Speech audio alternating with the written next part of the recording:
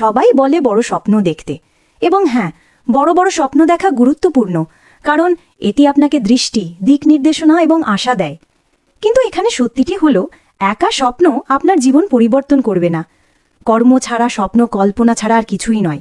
আপনি যদি চান যে আপনার স্বপ্ন বাস্তবে পরিণত হোক, তাহলে আপনাকে আপনার স্বপ্নের চেয়েও বড় কাজ করতে হবে।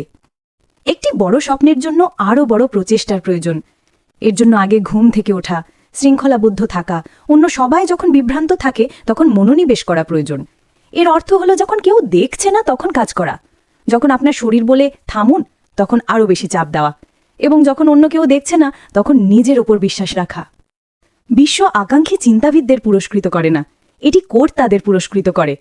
আপনার স্বপ্ন আপনার মনে চিরকাল থেকে যেতে পারে, অথবা আপনি যদি আপনার চারপাশে সবাইকে ছাড়িয়ে যেতে ইচ্ছুক হন, তাহলে এটি জীবন্ত হয়ে উঠতে পারে।